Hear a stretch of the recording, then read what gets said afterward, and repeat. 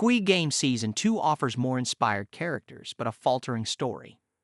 This past December, Netflix released Squid Game Season 2, over 3 years after its first season.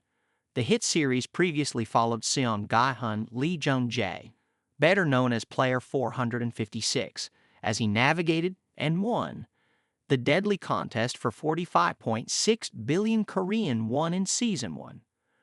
The show's first season ended on a cliffhanger as Gi-hun abandoned his flight to Los Angeles after a call with the front man, Lee Byung-hun, the organizer of the games. Season 2 picks up from this moment, with Gi-hun set on confronting the front man and ending the games.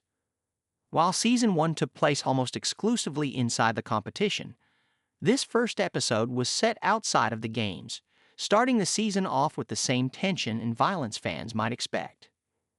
In the first episode, the infamous recruiter Gong-yu makes his return in a game of Russian roulette while Gi-hun builds a team to track down the front man.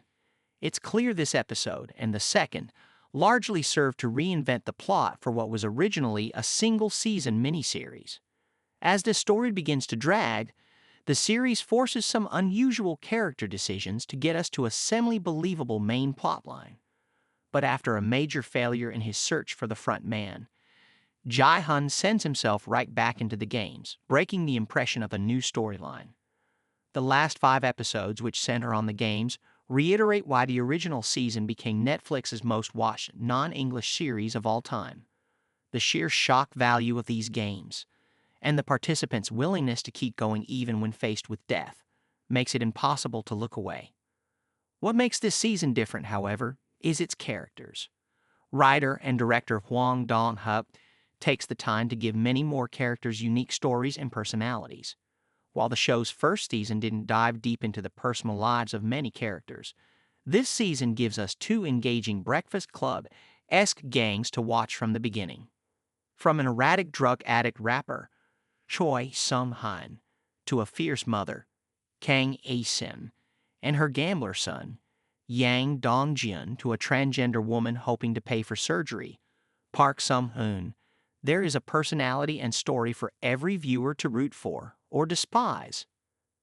Although there are only 3 games this season, the variety of characters in these life or death circumstances makes the show well worth the watch. Wang's writing is realistic and raw, and every single actor rises to the occasion. Each moment of humor and levity is matched with one of heartbreak, bolstered by the cast's ability to bring intense emotion to the screen. But the episode's shocking deaths and betrayals only paid off because of how well-written and shaped these characters are, with little credit due to the games themselves, which feel lackluster compared to Season 1's more memorable tug-of-war and glass bridge competitions. This season's conclusion also feels messy and rushed. Even with a huge gut-punch moment and intense cliffhanger, it's hard to tell where the story could go next.